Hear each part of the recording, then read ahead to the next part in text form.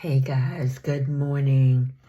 I figure I'd come on here and while I'm getting ready this morning and just kind of share with you a story.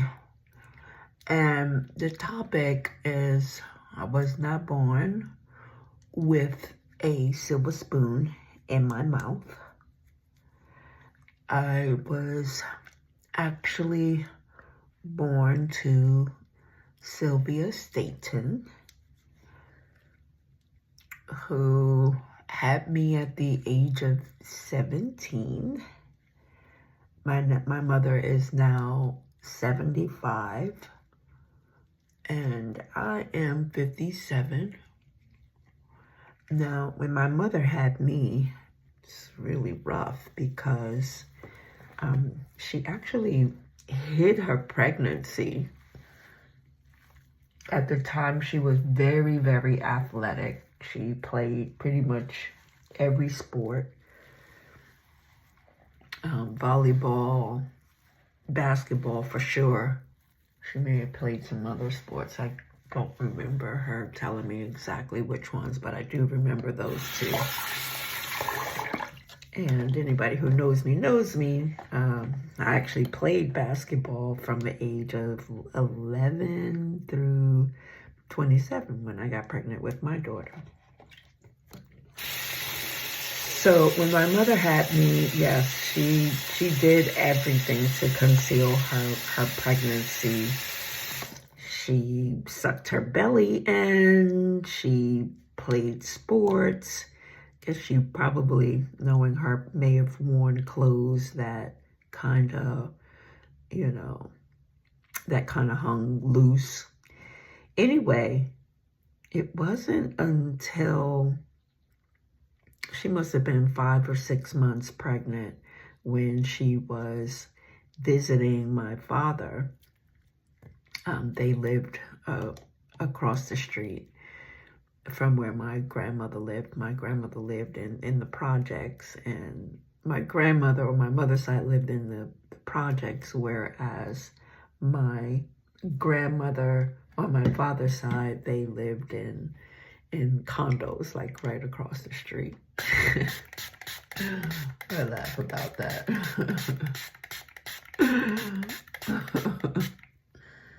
Anywho, so I guess I had a ghetto grandmother and then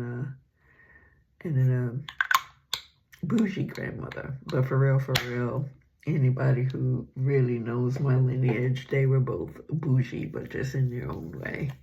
Okay. So, anywho, so yeah, my mother was at my father's mother's house, so my paternal grandmother's house, and she just happened to be near the window, and she must have had on like a sheer gown. And that's when my paternal grandmother was able to see the silhouette of me in my mom's belly.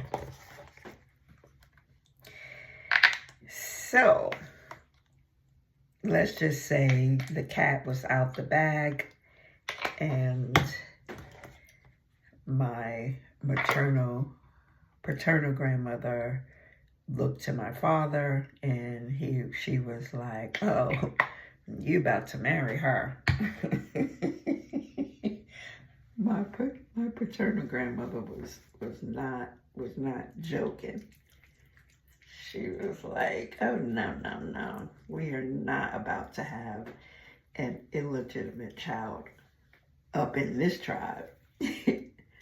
So I'm assuming there was probably a conversation that was had between my paternal and maternal grandmother.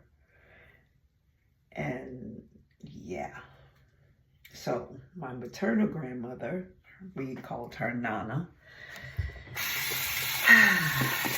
Just give me a second to wash my hands.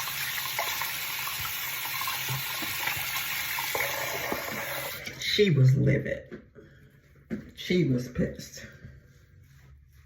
She wasn't thinking marriage. She wasn't thinking nothing. She was just highly, highly, highly upset with my mother. And I can imagine, you know, listen, my grandmother, and some of the things I'm probably going to fill in the story, because you know how it is with the African American community. They tend to, let's just say, they just tend to hold you down, and they don't tell everything that's going on. So anyway, my grandmother was thrown out of the house at the age of 12. Mind you, my grandmother at the time lived in North Carolina, you know, with her mother and her then, I want to say 10. Well, she had several siblings, so let's just put it that way. I guess I'll have to get the exact number. So, and when she moved to New York, I guess she was greeted by, at that time, who later became my grandfather. And long story short, they started a family at a very, very young age. I'm not sure what the gap differential was between them. I would imagine maybe there was a 5-year gap would be my guess. But I'll have to find that out too. I actually knew my maternal grandmother and grandfather before they passed away. Oh, I thought I had my waist trigger in here. Guess not. All right, well, this is how we roll it. So let me hurry up and finish this story, and then we'll share another part of it on another day. So anyway, so I say all of that to say that my grandmother was probably thinking really about her own situation, where she got pregnant at a very young age, and it probably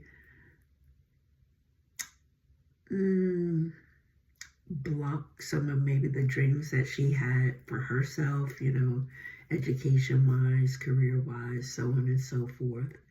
And then the harshness of having to grow up really, really, really fastly, and eventually my grandfather wound up separating. Actually, they never divorced. They got married, had 5 children, never divorced. They just legally separated. Later became very amicable toward each other. But the bottom line is that it was really, really rough being a single parent with virtually no financial support, or very little financial support, like a ridiculous amount of financial support. I'm talking $2 a week for 5 children. Even back then, that was like no money, okay? Anyway, so I think that anger, that frustration, that disappointment, depression, I mean, whatever negative adjective you can think of, I'm sure all of that was bottled up in my grandmother. And she wound up taking that out on her daughter, who was pregnant with me. And so it was pretty rough for my mom. So anyway, that's part 1 of the story. I'll talk about part 2 tomorrow so that this video doesn't get too long.